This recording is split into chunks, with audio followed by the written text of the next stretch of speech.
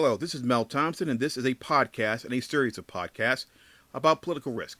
Today we're going to be discussing the recent visit of Prime Minister Modi. Next Tuesday, the Prime Minister will be here, and he's going to be discussing trade and many other economic issues with the President. There clearly has been a great change in the relationship between India and the United States. Between Modi and President Obama, it seems to have improved dramatically.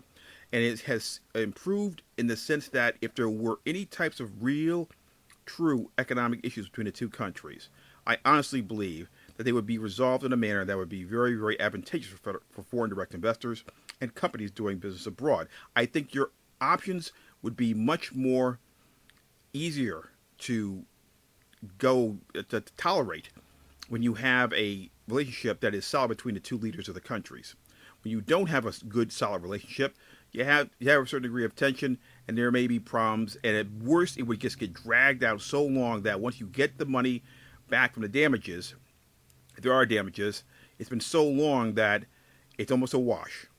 In the case of India, these are not the types of problems you'd be facing, mainly because of the relationship from the top. And it does matter, even though it's, I know, all international law. It's based upon treaties. It's based upon contracts and agreements between the host country and the foreign nationals. All true, but politics plays a huge role in it. If it wasn't a huge role, then why would it be called a political risk? This is why these writings actually exist, because there is always going to be the potential for a political risk. Whether or not it's intentional is not the issue. These things do happen. And the more tension there is, the more likely something is going to happen. In the case of Russia, for example, you've seen very clearly that President Putin does a lot of things to be vindictive. And he's trying to get to a point where he's rebuilding the Russian brand because he feels that the United States has embarrassed him because we have expanded NATO, and he feels that we are now surrounding him. We don't feel that way. But that's his prerogative to feel that way. And because of that, he's making a lot of moves. These types of moves sometimes result in economic moves that could be detrimental to foreign direct investors and companies doing business in a host nation. The change in U.S.-India relations over the course of the Obama administration has been very, very good. Changes have been very, very positive.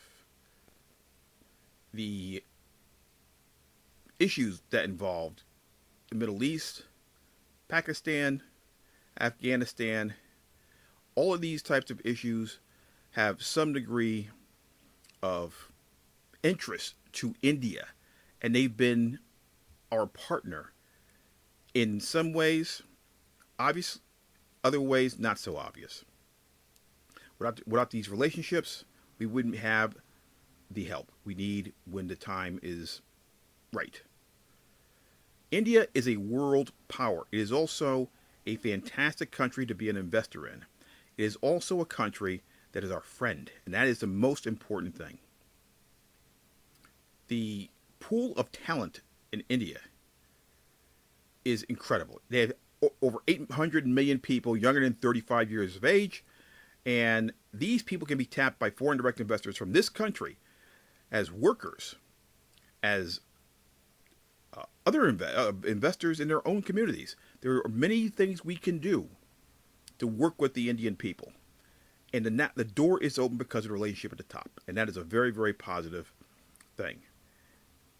I wish the Prime Minister a great deal of luck in his visit next Tuesday. I hope the relationship between he and the President continues to go smoothly. And I hope that whoever the leader of India is down the road and the next president get along just as well, if not better. This has been Mel Thompson.